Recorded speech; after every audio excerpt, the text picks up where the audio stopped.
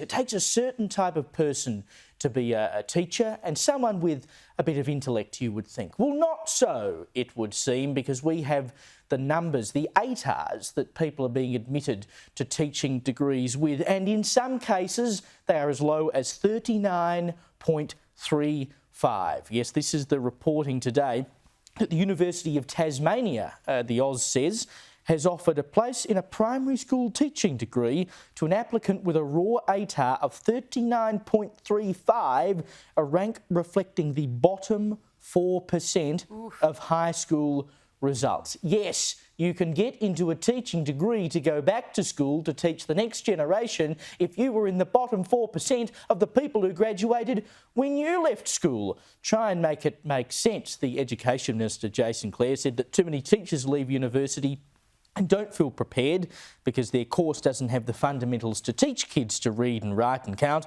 and how to help brand new teachers manage disruptive classrooms. And look, that may well be the case, but I rather think there's another problem if the people who are going into those courses where they don't learn how to teach children how to read and write probably can't read and write themselves, because that is what we're talking about here. Now, there are certain things that have been instituted in the last decade, including exit tests that student teachers have to take to show that they have general levels of competency when it comes to mathematics and being able to read and write. They're actually failing those tests at extraordinary levels. So if they're coming in the system one end and coming out the other, there's not much being done for them while they're there. But this has been going on for some time. It was back in 2016, 9 years ago, that we learnt that people getting into university to study teaching with ATARs of under 50 had doubled to 14.3%. That's 14.3% of all people who were going into teaching degrees in 2016 had an ATAR of under 50, and more than half of them had an ATAR of under 70. 70 is the average ATAR that students leave school with. So you can see just how bad this is. And Tanya Plibersek, back in 2019, of course, before they came to government, 3 years before they came to government, said that a Labor government would institute ATAR caps so that you would have to meet a minimum in order to get into university. I know, Joe, that Victoria has a cap of 70, but it doesn't exist across the rest of the country. It should have existed 3 years ago. It should have existed 10 years ago. It should have. And look, to be fair to the government, they're doing a huge amount of work in overhauling. Not just, and Mark Scott, the Vice-Chancellor of the University of Sydney, is leading this massive sort of wholesale review, basically going back to the drawing board on teaching degrees, saying how do we attract the best and brightest to it? How do we make sure that we get more people? Because the number of people going into teaching degrees has been dropping off, and it's just started to stabilise now, I believe.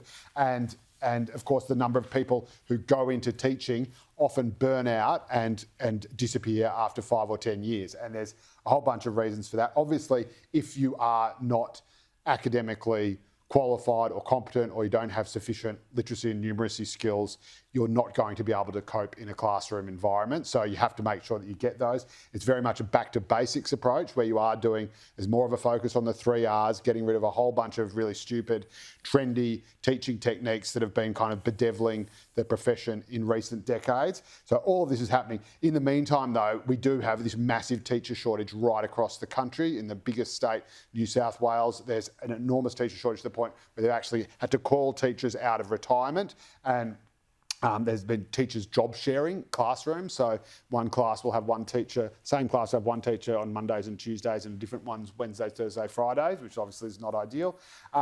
So I suppose there's this sort of immediate problem, which is we need to get as many teachers as possible just to fill the shortages that exist in the classroom. And then there's a bigger problem, which is how do we long term make sure that teaching is a profession that is respected, that attracts people to it. And the most important thing for that is that teaching is valued and respected, and that teachers are held in esteem in the community. And there was this incredible survey done by Monash University a couple of years ago that found something that was a huge number. The vast majority of teachers actually believed that they were not valued by the community. Now, if you have people who are actually in that profession who think we are not being valued and are still there, imagine what everyone else thinks. So I go on because I've done a huge amount of work in this area, and the tellies run some great campaigns called all the News Corp mastheads have called Best in Class and Australia's Best Teacher, to try and specifically to try to fix this problem and turn it around. So it is being turned around,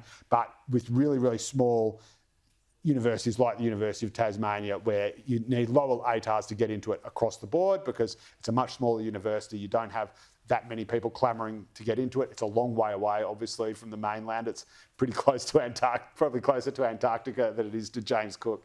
So a great little university, though, but that's part of the story as well, that it is a small uni. But basically, this is a terrible, terrible problem, but it is being turned around thanks to the minister in particular, and to a lesser extent me.